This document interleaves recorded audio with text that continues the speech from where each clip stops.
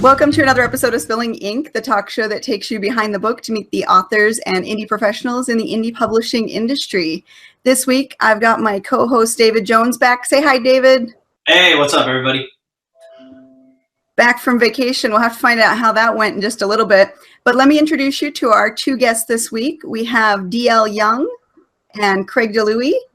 And I'm going to go ahead and let D.L. Young introduce himself first. So go ahead. Hey everybody, this is D.L. Young. I write futuristic thrillers. My current novel is called Soledad. It came out in May, so it's kind of a new-ish novel. It takes place in a futuristic Texas, kind of a post-apocalyptic, what would happen if Texas seceded and everything went about as wrong as it could possibly go. That's the backdrop for the novel. The second book is on the way, should be out in early 2017, and that's my story, and I'm sticking to it. Awesome. And that cover looks amazing. So we'll definitely have to dive into a little bit more on that book. Let's let Craig introduce himself too. Go ahead. My name's Craig, and I've been writing for a number of years. I've been published in small press. I've had work out with a Big Five New York publisher, and now I'm doing more and more indie stuff.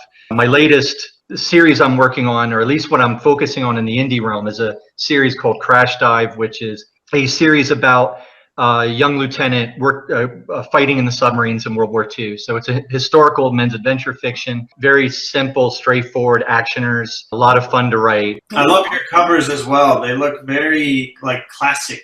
They look very, of the era. It's really cool. They're stylized, but very simple and effective. I love it.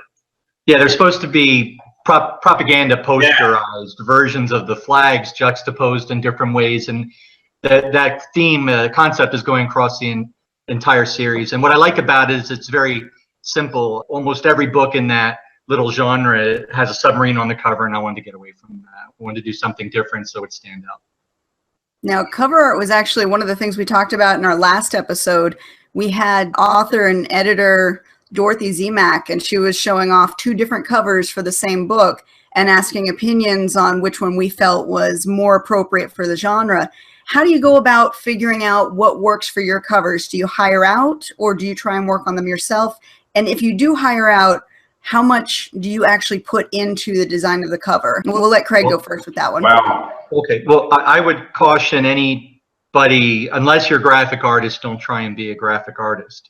But you can do concept. Like, for example, with the Crash Dive covers, that was a concept I had come up with, and then there was a strategy behind it. But I don't claim to be a graphic artist, so I farmed that out to Ellie Knapp, who's a terrific writer and a graphic artist, and she does all those covers, and she did a terrific job. I'm very happy with it. Okay, and we'll turn it over to D.L. Young too. Yeah, I would never attempt to do my own cover. It's kind of like the expression, the person that represents himself in court has an idiot for a client, right? That's how I feel about cover design. So I don't think you should really attempt that on your own unless you have some kind of background in cover design. My cover artist for I have a couple books out. One is the novel, the other is a short story collection. I have the same cover artist for both of them. I just found it via a recommendation from a writer friend. I really liked her cover a lot. Told me about this guy, Damon Freeman, out of South Africa. He does a lot of good covers. It's easy to hire a cover artist. You go online, you look at their portfolio. Cover artist is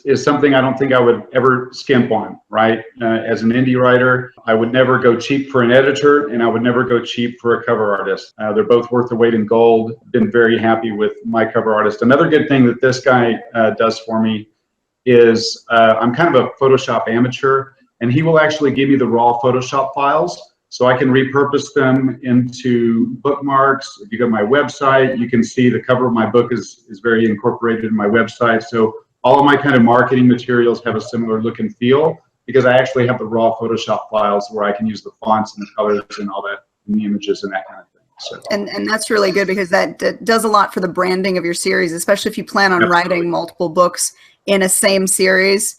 Just to be able to have the similar look, the similar feel when you get a bookmark, when you get a postcard or rack card, you know what you're getting, you know where it's coming from. Yep, exactly. As far as input, when you hire out for cover art, you can either buy stock photography that they have, or you can direct them, towards what your ideas are. How much input do you give your cover artist when you say, hey, this is what I'm looking at? I give it a lot of thought. There's definitely a strategy behind how I want the book or a series to be presented. graphically, and I'll work with the designer on that. But that being said, I'm paying them for their talent and their ideas, not just their execution. And so I said, this is what I'm looking for. Am I an idiot? And tell me if I'm an idiot. And then we go back and forth until we come up with something. Because sometimes you have something in your head and you're like, I want it to look exactly in my head. Just do it like that. Oh, that doesn't always translate to reality. And that's why you need a graphic artist, somebody to tell you that. And to do the best, to take the idea that you're going for, what you're really going for, and then make that as best the reality as they can. Otherwise, everything Dave just said is absolutely spot on. You hit on a really good point, though. Sometimes what you want isn't right for the genre. And it's important to listen to your graphic designer, to their feedback, and you work together to make it appropriate for your genre. That's right. Yeah, my cover artist, on the first cover I brought him, when I filled out the form where they asked for input, I had very specific ideas. Let's just kind of put it this way. And it was probably 10 different bullets of specifically what I wanted on the cover. And the guy basically came back to me and said, yeah, I don't think we can really work with you because we'd like to kind of do a concept. It needs to be kind of genre appropriate and this kind of stuff. And he said, he basically told me, yeah, we'll go ahead and pass on this project. And that actually got me very excited about him, because I'm like, if this guy is so good, he can like basically tell me no. This is somebody I want to be in business with. So I actually said, okay, here's the theme of the stories. Take it and run with it, do what you want. And I was incredibly happy with the results. So him actually telling me no initially got me very excited about working with him, because I was like, okay, this guy really knows what he's doing, and he's very focused on how he can kind of add value to a book. And I love all of your guys' covers. I'm looking through them right now. A lot of them, they seem like movie covers, like movie poster covers, which I love so much. And your Retreat series, Craig, it's so gross. It's so gross. I love it. But then, in the best possible way. Yeah, in the best possible way. And then D.L, that Soledad cover, I can't get over how amazing it is. Like, it's so simple in a way, because you have the silhouette, which always adds an aura of mystery, like who is this character? But just everything about what you guys have going on, it's amazing. I love it. I think something that Craig and I have in common in our covers is we can look at the cover, and in a fraction of a second, you kind of know what genre it is. You know what kind of story it is, especially with the kind of military themed ones that you're doing lately. You immediately know what that is. And that's important, because when people are scanning through Amazon, right, they have that kind of that half a second that they look at your postage stamp sized cover, and it needs to communicate something about the story. And so I think the artists that Craig has worked with have really done a good job at communicating that. Absolutely. And that's your first point of sale. If somebody likes your cover, then they will go and look at your synopsis. Usually, yeah, that is the point of sale. They're going to go past it. So where did you guys start writing? When did you guys start pursuing writing as a career? Wow. So my story is kind of a weird one, because I was actually an English composition major in undergrad. In my early 20s, I sold a few stories to kind of small press type publications. Then when I decided not to become an English professor or study English in graduate school, I decided to embark on a business career. So I kind of got away from writing for almost about a 20-year period. And even though I was always still very interested in writing, and I would read books very kind of critically, as a writer kind of tends to read them, looking at structure and things, I didn't really do any writing at all for about 20 years. And then about 7 years ago, I got kind of the bug again to write. I don't know what sparked it off. I just wanted to do it. I knew I didn't want to write a novel right away, so I thought I would spend a while writing short stories and sharpening my tools that way. So I spent a good, probably about 5 years doing nothing but short fiction. Typical story. Initially, you don't kind of sell anything, and you go to the critique groups, and they tell you suck and all that kind of stuff. And then kind of little by little, you just, you try to stay humble, and you try to improve your craft, and you get a little better. And then, you sell to kind of lower tier, and then you sell to an anthology, and then the pro markets start talking to you. And it was just kind of a progression. And then I guess probably a couple years ago, I finally figured, okay, I can probably take on a 65,000 word novel, right? If I keep my goals kind of small and attainable as far as a novel. I didn't want to take on some kind of 150,000 word beast. With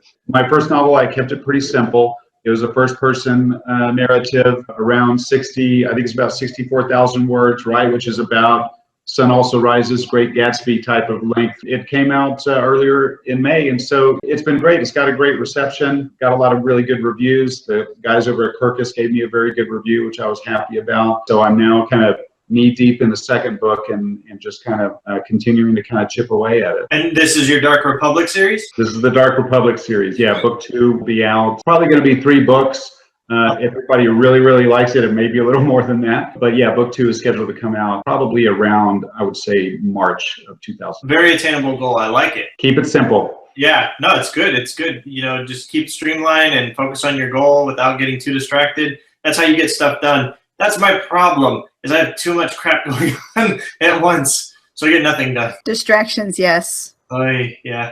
What about you, Craig? Well, I've been at this game a long time, since I was 9 years old, really. But it was in the 90s when I started to try and really make a go of it. I wrote my first novel just after college, and it came close, and then another time came close. But back then, the system was not as democratized like it is now, right? This is a show for indie writers, and back then, if you were an indie writer, you were pretty much, Vanity Press. Well, your Vanity Press is what you were, and yeah, Scarlet Letter, indeed. So back then, what you would do is you had to work through the whole gatekeeping system. So you would send your sample and your cover letter to all these agents and all these publishers, and then the agents would send it back after 6 to 9 months. And they would send it back to you in the SASE, the magic self-addressed stamped envelope, with your manuscript or with a form letter rejection. And then sometimes they put a little flyer in promoting their book, how to get published. Really annoying. Just to grind a little salt in the wound in case you weren't burning enough. And so after a while, I finally got into small press. Now, something big happened in the early 90s, which was the print on demand started to take off. And so all these like wonderful little microbrew publishers started cropping up doing print on demand, and they were selling through Amazon. And so I got a book called Paranoia published at the time. It was small press and all print. Got another book published, which was sci-fi. This was just a hobby for me now. And then my daughter was born. I was 40 years old, and this was about 8 years ago. And I said, 9 years ago, and I said, what am I doing? I should just be providing. I have a great day job. I love my day job. I'm a technical writer. I work at home. This is my work outfit, my jammies. I commute to the coffee maker. I'm a very lucky man. Why am I killing myself for this? And I was like, well, I'm going to write one more book. And so I wrote a book on a lark, and it happened to be a zombie book. Custer's Last Stand with Zombies. It was the first major military versus zombies book. It was called Tooth and Nails, published in 2010. And everybody was like, oh my God, another zombie book. Well, back then there were only 40 of us writing these things. Sales just exploded for this thing. Tens of thousands of copies sold, multiple languages, option for film, although nothing happened with that, but it was option for film. Aww. All sorts of good things came out of it. Ended up with Permuted Press after that, got 2 more zombie books published. They exploded. Multiple languages, audiobook, paperback, ebook, huge sales. And then from there I got an agent. And the agent, I wrote a horror novel called Suffer the Children. That was published by Simon & Schuster in 2014. And I was nominated for some major awards like the Bram Stoker Award and the Audie. That has just been optioned for film with True Love Films in Toronto. It's the dream come true to see the spine on the shelf, and there's your name. And I got to show my kids, and I was like, that's your dad. That's what he's doing all those hours like this, And it just blew their minds. But it took months to get the contract signed. It took a year to get it into print. My last name isn't King or something like that. So I'm at the bottom of the totem pole, and you don't get much in the way of marketing support unless they give you a huge advance. After that, I was like, you know what I want to do? I want to try this self-publishing game. It's really developed to a point where the capabilities are amazing to have the freedom to directly engage with customers. Write what I want to write, the covers, the price, the timing, everything on my own terms. Hire the best, write my best, and produce these products. And it's been so much fun. Crash Dive has done extremely well. I couldn't be happier. The 3rd book's coming out October 28th, and I'll have the 5-book series finished by mid next year.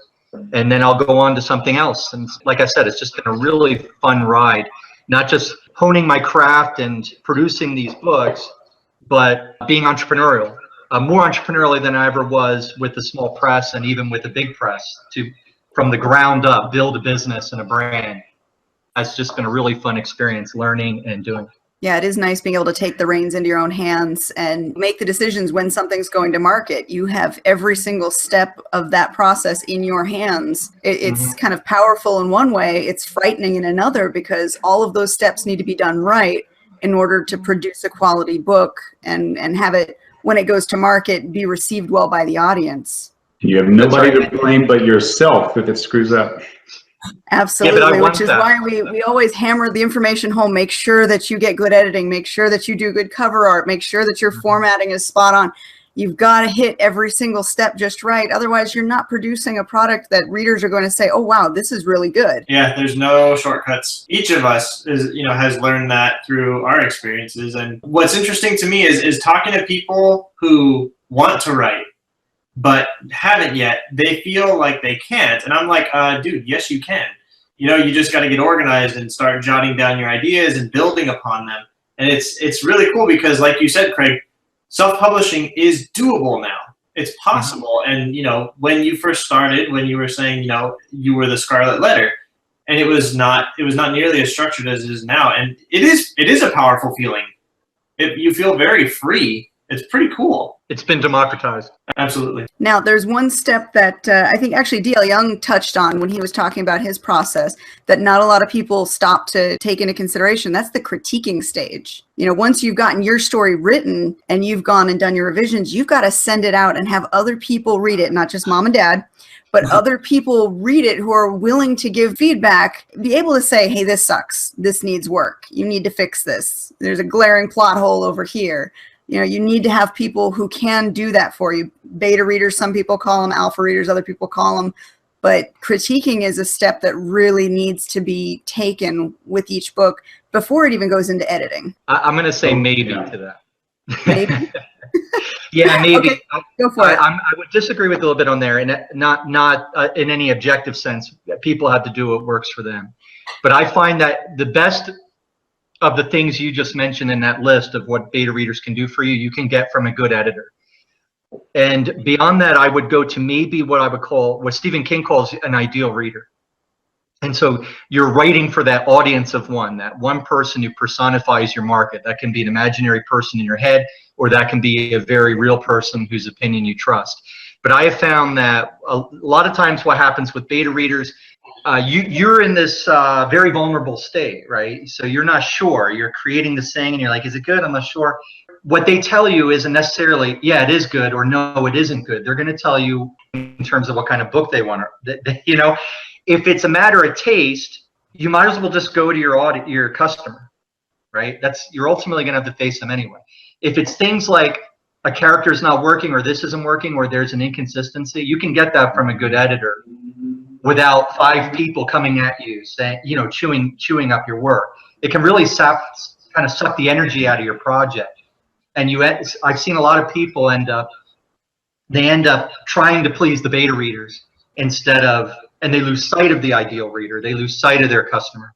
And so I would caution people about beta reading, either to use beta readers who you thoroughly trust and who understand what you're trying to do and who your audience is, and that their feedback isn't going to be on their tastes and what they like as a writer and who they are, but it's going to be about more objective, as if they were an editor. So I would say go for that, or just hire a good editor that you trust. And then as far as that whole writing for someone else, just keep that ideal reader in your head and write for that person, either imaginary or maybe it is just that one beta reader you use who personifies the market you're going for. Yeah, I agree with that kind of ideal reader, the idea of the ideal reader and writing to that reader. Unlike Craig, though, I do kind of use kind of a 2-tiered system feedback when I'm putting a novel out or putting a book of short stories out. I will have a group of actual kind of beta readers that are not writers at all. They're just kind of fans. I will actually give them a document with about 10 questions. So I structure that feedback in a way that's useful for me, that I don't just, I think if I leave it kind of open-ended, a lot of times they'll they'll kind of say anything like, you know, why did you use that model of truck in the chase scene, you know, or something like that. You know, I actually give them structured feedback like, what was the most memorable scene of the book? What was your favorite character? Very kind of specific things, because I want to know if I'm hitting those notes for a general reader. But then I also, on the other side of the coin, I have my monthly critique group, which is all writers and novelists, and my editor who, you know, I lucked into a great editor. The lady who edited Soledad edited a book called The Wind-Up Girl that won the Hugo and the Nebula several years ago, and she's a fantastic editor. So I get that kind of pro level of editing also. The guys that can speak the nerd speak of writing and fiction and plot structure and character and all that kind of stuff. So I get that kind of feedback that is very meaningful to me. But then I also have that kind of general reader feedback too. Now, I generally will take the feedback from my pro writer friends a little more seriously, maybe. It will affect me more about decisions in editing than maybe a general reader will. But I do feel like I've gained a lot of value from kind of both sides. You have to consider who's reading it. My beta readers are kind of split 50-50 between authors and genre readers. And I know for my genre readers, most of the feedback I'm going to get back from them is, oh, I really liked it. I liked this scene. I liked this character. And I use that to gauge whether or not I'm hitting my target. My author readers will be the ones that say, what happened to this character 3 chapters back that just disappeared? You've got a major plot hole in chapter 4 that you need to fill. They're really going to give me that detailed stuff, that proofreading feedback that I look for. And then my editor, and she was on last week's show actually, my editor doesn't necessarily do content editing. She's very much a strict line editor, but she'll do some detail work. So once I give it to her, she expects it to be at a level that it's ready to get that line editing done and then send it off to publishing. Right. I love all the different methods that you can use to get, you know, your book done. That's so cool. Craig's, yours is interesting because that's the first time that I've heard somebody say to not really pursue, you know, a small group of beta readers necessarily, and just to focus on that one. That's pretty cool. That's the first time I've heard that. Well, I don't say do or don't. I say, you know, proceed with caution, and I wouldn't accept it as a rule to do so. I think that I've seen beta readers tear people's work apart, and just they have to rewrite the story. Whereas I look at it and say, well, maybe you didn't, you know. And so I think that a lot of damage can be done that's unnecessary by having beta readers that are other writers and maybe somewhat aggressive. And it depends on the level of the author too, how comfortable they are with their story. When I first started writing Carpe Noctem, which was my first book, it took 5 years to write. And during that process, I was in a critiquing group where we went chapter by chapter each week. And it took me that much longer to write because I was constantly fixing every little thing to make every one of the critiquers happy. Right. So you were making them happy. Were they? But now that you look back on it, were they right about every single thing? No. But I was a new author. I didn't really feel comfortable with my story yet. So it was a very big learning experience for me. So if the same thing happened today, you would take some edits and throw some edits out, that kind of thing. Yeah. You take everything with a grain of salt. I can only speak from my experience with my own book. I definitely considered all of the feedback, but ultimately I made the decision based on what worked best for the story itself. And as long as you're comfortable with your story and the direction it's going, that's good. Yeah. Right. Yeah. But you also have to listen to your work and make sure that it is, you know, the best version that it can be. Well, and another beauty of self-publishing too is you do get a lot of feedback. And once you do go to market, reviews will also tell you, you know, how well your story is being perceived. That's right. So even there, you have to take it with a grain of salt. Don't ever read your 1-star review. I have a theory that 1-star and 5-star reviews should just be completely ignored because they're either haters or they're super fans. 2, 3, and 4 are generally the most honest reviews of your work. I think you're right. One of the great fun things you can do on Amazon is like go to the greatest works of literature or the best movies ever made and read the 1-star reviews. It's a wonderful way to pass some time and get some, laugh your ass off. It's fantastic. Hey, even the Bible gets 4.5 stars on Amazon, and that was supposed to be written by God. So if you're ever having a bad day, just think about that. I'm pretty sure those reviews were solicited, though, Craig. Well, and that's the medicine we tell other authors when they get a 1-star review. You know what? Go read the classics, go look at their 1 stars, have a glass of wine, and enjoy. So let me ask you this. When you guys are approaching a project with more than one writer, what is the best way to do so? The way I do the retreat with Joe McKinney and Stephen Knight, these are 2 seasoned pros. Stephen's sort of an indie guru himself. Joe McKinney has been around in traditional publishing for a long time, but has always kind of been looking at us doing indie stuff going, what are those guys up to? It looks interesting. So we did this series together. We're not collaborating on each book. We're collaborating on the series. So I came up with the overall story arc, and I said, this is what's going to happen over 6 books generally. I wrote the first book that sort of set the scene. Stephen wrote the second book, Joe wrote the third book, I wrote the fourth, and then we're rinsing, recycling, repeating to bring the series to a close. And that's basically how that's working. And what's good about that is you don't have that back and forth, how are we going to do this together? You can be very efficient because you just produce your episode. You've read the episodes before you just make your notes to keep the continuity going. But you write the episode as you see fit, keeping the same characters and the same overall story arc, but writing your own individual complete story in that. Where it breaks down is because you're depending on 2 other people, is they have their own lives and things come up and things happen. So we had a delay with one of our books that was kind of bad for the series because, with an indie series, you know how it is. You got to keep these things moving, right? And we had a delay such that I think we lost some of our fan base because of that, which was bad for us, but it was just the way it goes when you have 3 people working on a project. That sounds really brutal. It's brutal because you have so much invested and you've got all this momentum. And people legitimately went away from the series because it took too long? Well, it's just out of sight, out of mind. They move on to other things. And when you have momentum, that means somebody read your first or second or third book or fourth book, and they're like, I can't wait for the next one to come out. When's the next one come out? It's coming out. We don't know when it's coming out. It's coming out like a year from now. And if it comes out much later, you lose your momentum. Are you feeling that right now, D.L., trying to get the second book of Dark Republic done? Yes. Coach my kids' soccer team. I got the full-time job.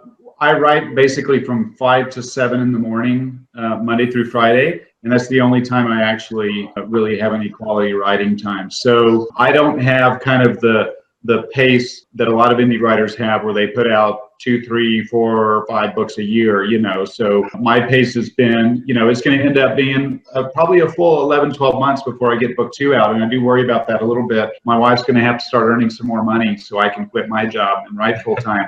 But yeah, I do worry about that because I do have a lot of people asking me, when's it coming out? One of the nice things is I do have a lot of people. I've sold a lot of books at events. I do a lot of these Comic-Con events. I usually will sell like kind of a bundle where you get the print book and the ebook. And when you get the ebook, you sign up for the mailing list. And so I'm able to keep contact with these guys on the mailing list and kind of tell them where I am on the book. And that kind of keeps the interest rolling, I think. If they're hearing from me every month, every 6 weeks, that kind of thing about how things are going. Sometimes I'll give them little freebies and previews, cover art preview, that kind of stuff. So in lieu of an actual new book coming out really quickly, I try to find other ways to keep that audience interested. Oh, that's great. I was actually going to ask you both, well, actually all of you, how you guys entertain your fan base between the novels and between your work, and that's actually a great solution. Yeah, newsletters. We've talked about that before. Newsletters are a very powerful tool that an author can use to keep in touch with their audience, to let them know about sales, to share works with other people. Sometimes if you don't have anything going on, you can always talk to your author friends and say, hey, do you have any sales or deals? Let me include you in my newsletter, just so you've got something to send to your readers and keep them invested in you. Right. Craig, do you utilize newsletters at all? I don't so much anymore. I just have a straight up mailing list telling people when the new product comes out. For a number of years there, when I was into zombie fiction, I had this idea that I was going to build a genre website about apocalyptic horror. So anybody, if you're interested in apocalyptic movies, apocalyptic books, short films, everything, you could come to my blog. I would do all these short reviews. And oh, by the way, 1 out of 5 of them is about my own work. And so that was my way of sort of Trojan horsing my work into, creating a website that would be a lightning rod for a community interested in the genre and then putting myself at the front of the genre. That failed miserably. And I got a lot of people coming to the site, but not a lot of people interested in the genre enough to subscribe to the newsletter. And so over a number of years, my mailing list languished, and I really missed a big opportunity. So what I started doing after that is when I started indie publishing, I did the very simple thing, followed the very simple advice, is ask people to subscribe to your mailing list at the beginning and end of your book. So I started doing that. I came up with a promo for that, like a freebie, using InkleWriter, which is this online software tool where you can build choose your own adventure stories. And so I made a choose your own adventure story where you're actually or a pick your own plot, not choose your own adventure story. It's trademarked. We don't want to get in trouble. Pick your own plot story. And you're the captain of the submarine. You go out and you have to match wits against the captain of an enemy submarine. And the decisions you make decide whether you win or lose, and live or die, actually, in the scenario. And so putting all that together, basically, and just saying to people, you know what, I'm not going to bother you. If I have a new book coming out, I'm going to email you. Deal? Yes. And so my newsletter list quadrupled since then, just 6 months ago when I started doing that. That's been a really good step for me. So I tried to do the whole, newsletter thing and engagement, sticky, all that, but it just didn't work. And so what I do is I still blog, I put myself out there on Facebook and Twitter, but my mailing list is just for new releases, and that's actually working very well for me. Excellent.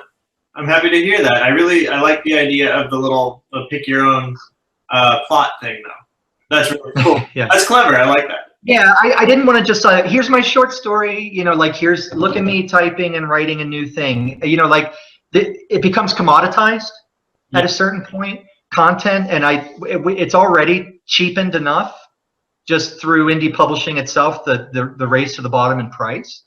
And so I just don't like the idea of commoditizing. I wanted to make it a true value add instead of here's just more content I'm going to throw at you that you also barely paid for, didn't pay for. And so the pick your own plot thing was something that engaged the reader, gave them a different kind of experience. Everybody remembers those things from when we were kids, and something that's fun, and also really they read these stories and it kind of brings them into a submarine. What was it really like to fight in the war back then and be on a submarine? And well, okay, now here it is again, but what would you do? Now you're in command and here's your choices. And you actually give the commands and do it. It's more like a game than a story, although the story is based on my fiction, on the series itself. Is it like an actual game where people kind of click the decision? Is it something they do kind of online? And yeah, that's right. So you read you read the situation, and then it says the executive officer says, what's your order, Skipper? And then there's you have three choices. In quotes, which is you telling the XO what you want the submarine crew to do for you. There's no right or wrong. You have to make the best choice you can make in the situation, and just like the real submarine captains did. And based on your choices, you either sink them or you fail. So it's kind of like a game, even though it's content. And it's set in your world, so it's kind of reinforcing to your work. That's awesome. I like exactly. That. That's a great idea. That is cool. But you also bring up a good point, too, about the race to the bottom. I kind of want to touch on that. Now, back when indie publishing really hit it big, it was between about 2010 and 2012, and it was really exploding. Average book price, I want to say, for an ebook was roughly about $4. Is that $3.99 price point? And since then, over the years, it's gone down lower and lower and lower to where we now have a lot of 20-plus book bundles for 99 cents. As a marketing ploy to get new readers. What are your thoughts on this, constantly undercutting ourselves and setting the value of our books so low? I think people will always pay for value. If the work is good, if it's considered a great work of art, I think people are always going to be willing to pay for that value. I think the fact that you can buy so much stuff for cheap or for free basically is indicative that there's kind of a glut in the market of a lot of work that maybe shouldn't be there, quite frankly. So, I think it's indicative of maybe a glut in the market. I do know that if it's an author I like and I've been waiting for their new book, I'm going to pay $7.99 for the ebook, right, when it comes out. So I think people are always going to pay for value, and what it's incumbent upon us as writers is to write something that people want to pay for, right? It's just like if you were a freelancer, right? How many freelancer jobs do you see that are, you know, they're for exposure, or they're just really cheap, or when you do the math, you're getting paid, you know, a third of minimum wage or something like that. A lot of freelance writers kind of go through that. But, you know, the guys writing speeches for politicians or presidents, these guys are freelancers too, and they're making a lot of money. So they've figured out how to create some value. So I think the commoditization somewhat of the market has kind of lowered that price point. But I think people are always going to pay for good value. All right. And Craig, for your take? I have a little bit of a different take on this, which is, you know, and I remember when my zombie books were coming out, The Infection was my first zombie book with Permuted Press, and they were selling that sucker for $9.99, and it sold. Oh God, those days are gone. So, and that was the high end of the Kindle pricing. You can't go above $9.99 and still get that 70% royalty. yeah. So Kindle kind of set the bar on the limit of ebook pricing. Those were really good times, seeing a Kindle book fly out of Amazon with terrific sales at $9.99. I don't know if I'll ever see that again. That's a rarity these days. My approach is this now. We've seen a race to the bottom. To Dave's point, there is a perception of value. In economic terms, books are an elastic market, right? The lower the price, the more people buy. However, on the other hand, and you have to find that sweet spot in your price as to if I sell 5 units at $10 or if I sell 100 units at $1, which one gets me more profit, right? So the books are a very elastic market. At the same time, there is a problem with perception of value. If you're a millionaire and you want to buy a yacht, would you buy a $10 million yacht or would you buy a $100 yacht? You'd probably buy the $10 million yacht because there's this perception of value. And I think that's why we're seeing a rejection of really cheap books and free books. Like if it's free or if it's $1, I think you can do $1 as an introduction to a series. But here's my 200,000 word book for $1, I think that people think, well, the author isn't valuing it very high. I think I know what I'm going to get there. It's not going to be very good. So $3 has been shown to be the absolute sweet spot. So the way I feel about that is I can only write, I have kids myself, and I have a day job I love, and I have a social life sometimes, and I have a very busy man. So I want to maximize the value of my labor. So I can write maybe 100 to 120,000 words a year. So I could write one big novel, or I could maybe cut that up somehow. And so that's what I've done. My feeling is the Kindle, between the pricing and the format, is ideal for the return of the dime novel. And these are Beatles and Chapman's books that came out in the 1860s, and they were a dime, and they were about 30 to 40,000 words, and they had a likable, strong protagonist put into actioners, more pulpy kind of stories, a little more lurid, a little more fun, a little more sexy, a lot of action, and then serialized it. To me, those books went away because of technology. They got sucked into the pulp magazines, like Weird Tales, because the magazines were cheaper to produce at the time through new processes. So the dime novel went away, but now with the Kindle, I think the dime novel's coming back. Why are we giving away so much of our labor? Why are we writing 120,000 words and selling that for $3? I would rather write 3 40,000 word books and sell them for $3.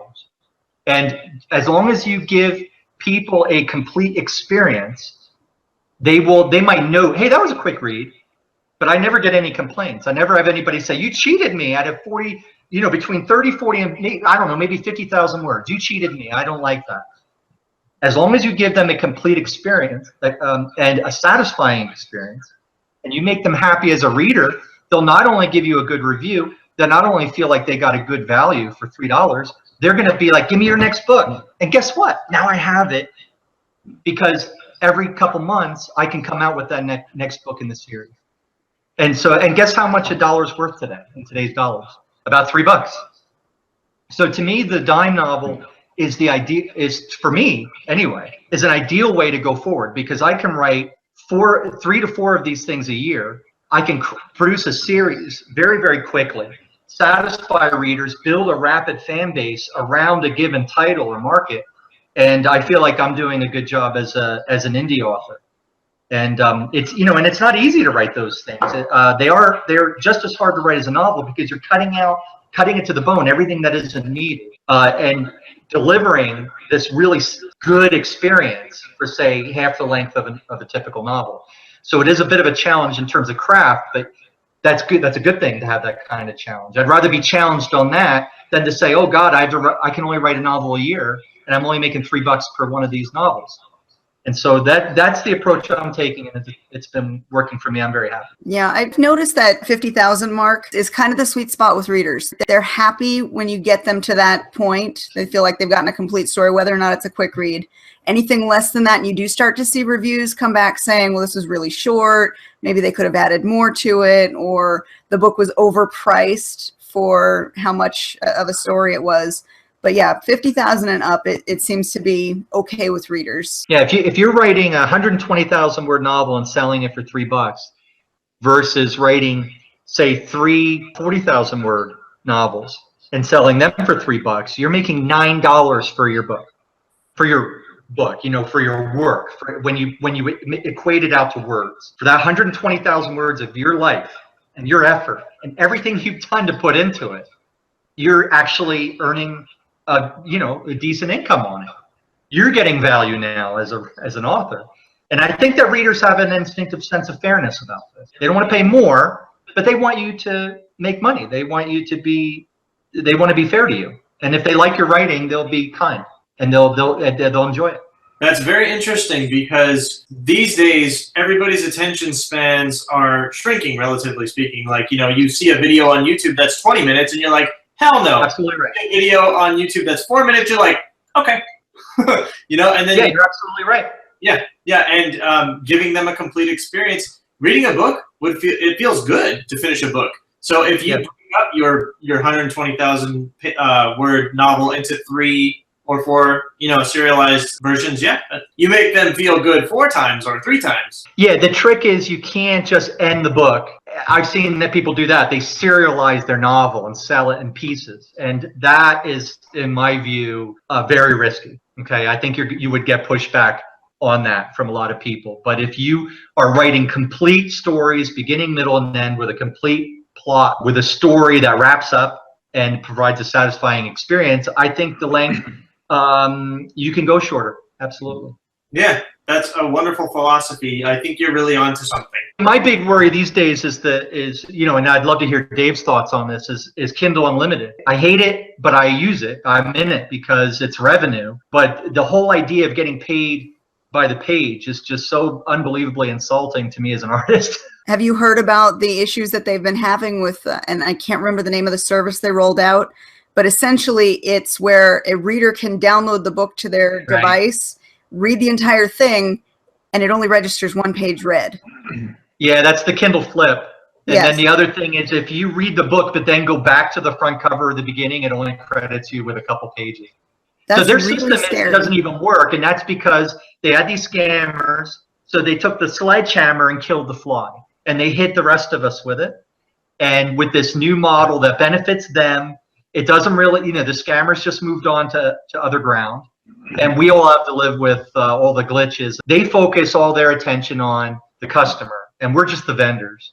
And so they may address it, but it'll take them a while. And in the meantime, people will just leave KU because they're just going to get screwed.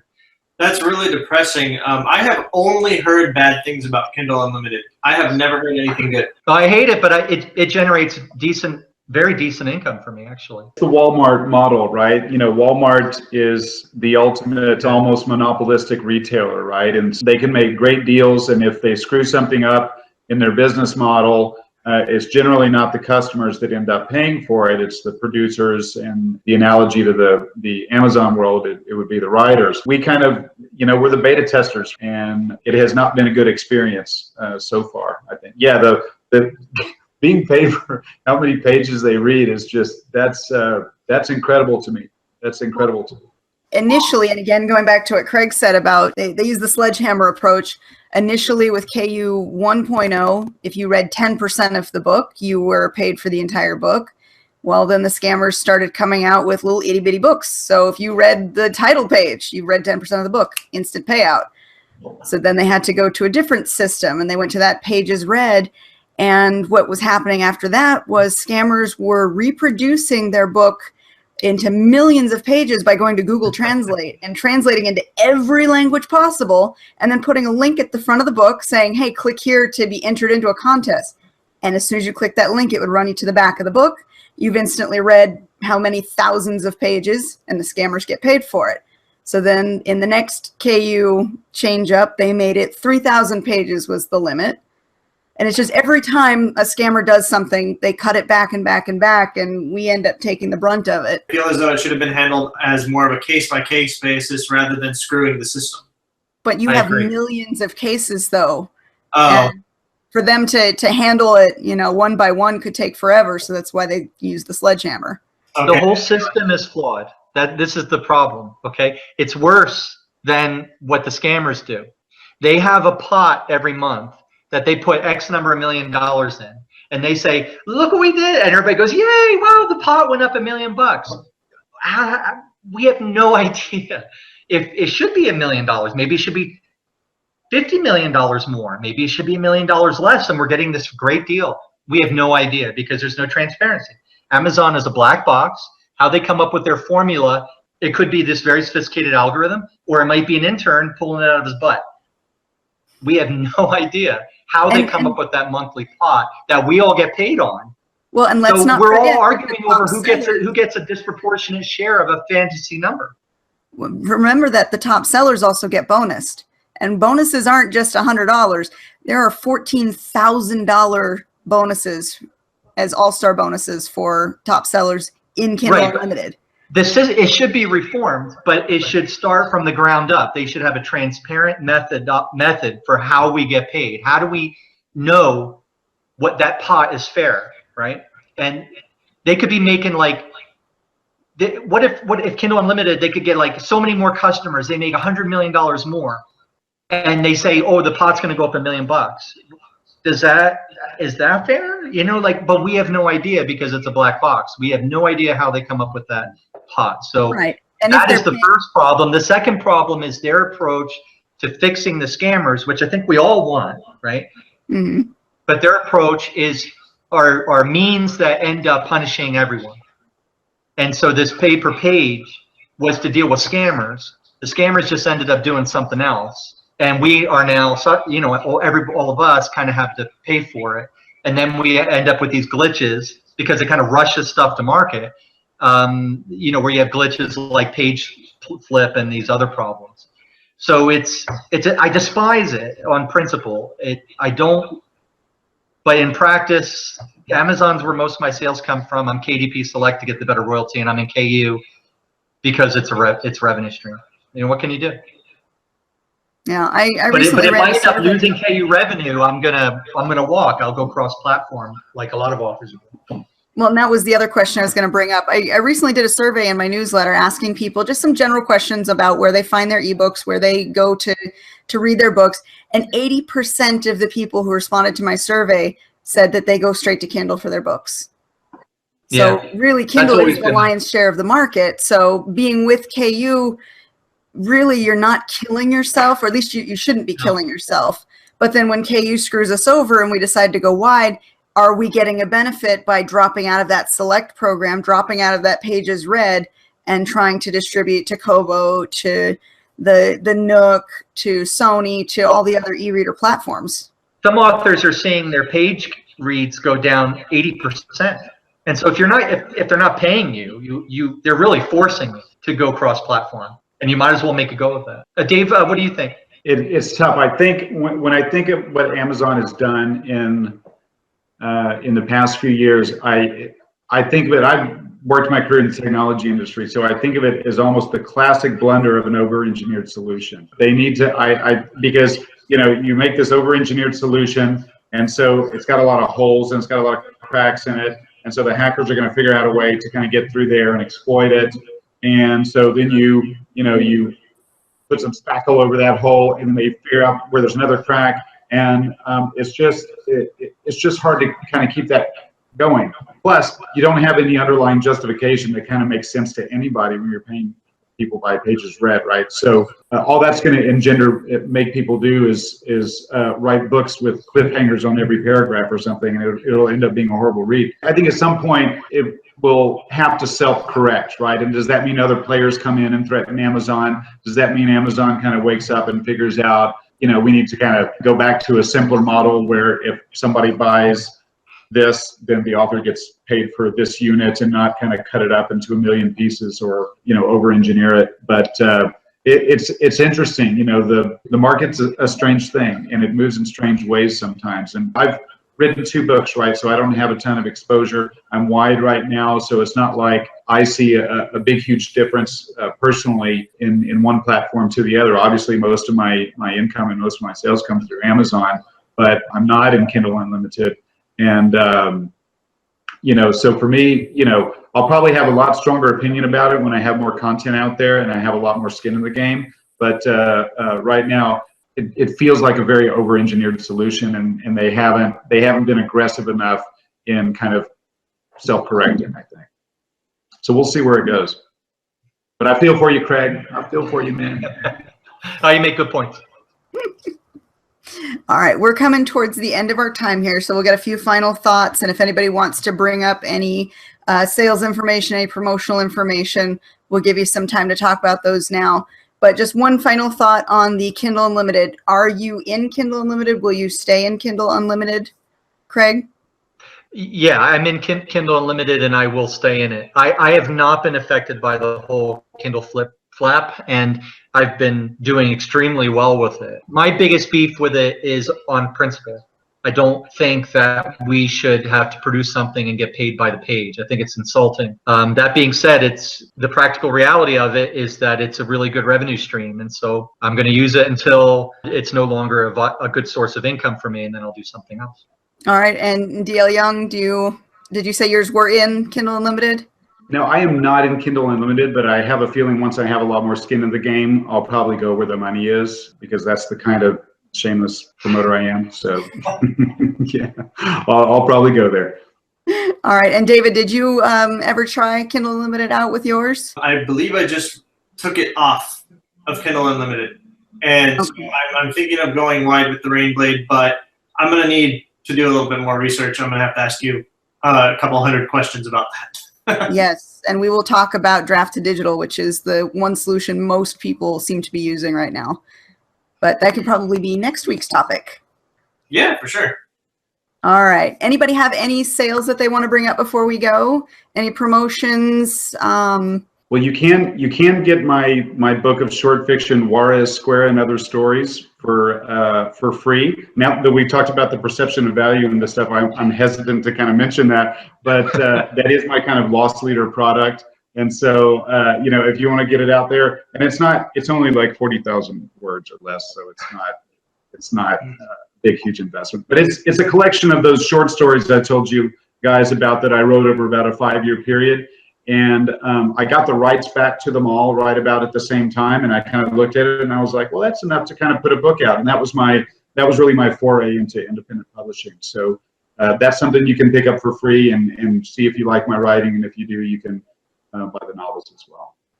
Awesome. And we will make sure to drop your links in the bottom in the description here so that readers can find you and find your books. Thank you very much. And Craig, how about you? Well, I have the 3rd episode of Crash Dive is coming out October 28th. It's called Battle Stations, and that series is just a ton of fun to write. If you're interested in the apocalyptic genre, if you're interested in all things geeky, there's tons and tons of stuff there on my blog. Lots of things you'll find that aren't my work, stuff that you might like. And I encourage people to sign up for my mailing list if they do like my work. That's a great way to stay informed. The only time I'll email you is if a new release comes out. Crash Dive is now 3 episodes. It's doing extremely well. I'm going to have 2 more come out. And again, if people sign up for my mailing list, they will have access to the Pick Your Own Plot adventure, and they may think that that's fun. I'm going to have to sign up just to play. It really sounds like a fun idea. That sounds cool. It was a real kick to write too. It was really fun, and the software made it really easy.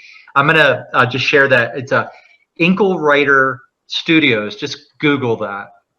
inkle writer, and you just go there and immediately you can start writing your pick your own plot. It's really fun. That's great. We'll put the link again in the description. That way people can find it and use it. And I'll definitely take a peek at it too, because it sounds fun. All right. Well, and David, you just got back from vacation. Anything you want to share with us before we go? Well, I can tell you that New Hampshire, Vermont, and Maine are beautiful states. See, I'm from California, and so most of the trees that I see are either white and dry, dying, or on fire. So it was otherworldly. It was surreal to be driving through all these beautiful green and red and yellow mountains, because the point was my wife wanted to see the fall foliage, the leaves changing color. So that was a lot of fun. It was gorgeous. And one other thing that I do want to say is I just finished proofing the Rainblade audiobook. So I don't know how much longer it'll take to get it completed, but it's almost there. So that's coming very soon. Awesome. Well, as soon as that's out, we're going to have to share the link far and wide. Oh, definitely. It's so good. It's so freaking cool. I love it. All right. Well, then I'm going to go ahead and close out the show. A couple of announcements for the end. It is still October, and that's Breast Cancer Awareness Month. And we promised our guest, Madison Daniel, that we would bring up his Bleed Like Me book, and we'll pop it up on the screen here when we do. He's doing a match for any royalties made this month. So if you purchase his book in print, or if you purchase it on any of the ebook retailers, Bleed Like Me during the month of October, he's going to do a royalty match and send it to the Breast Cancer Awareness Society. So make sure to put those links in. Also, another book for charity, Wicked Winter. It's set to come out December 4th, but it's on pre-order right now for 99 cents. And that is a collection of 15 winter-themed romances. And all proceeds for that charity, all proceeds for that book are going to go to the Alzheimer's Association. So we'll make sure to put those links in the bottom as well. Oh, look, David's back. Yeah, sorry about that. I closed the wrong program. Whoopsie. Anyway, I just want to say thank you guys for joining us. This was a really awesome conversation, and you've given me a lot to think about. Thank you. Definitely. It was absolutely terrific to be on. Really appreciate it. Awesome. Yeah, you guys were wonderful. Thank you both for visiting. Yeah, great to meet you, D.L. I love the concept for your series. I'm gonna check out Soledad for sure. And I'll make sure that all the links are in the description below this video here, so that anyone viewing can easily find you guys, find your books, and find the websites that we've talked about during the show today. All right, guys, thanks for watching this week. Remember to like our videos and subscribe to the channel to get updates and be notified when we put up any new videos. Leave a comment below for us. Tell us what you like about this show, any questions that you'd like to ask other authors that we bring on, and we'll use them in our next episode. Until then, talk to you later. Bye. That's great. Thanks. Bye. Take care.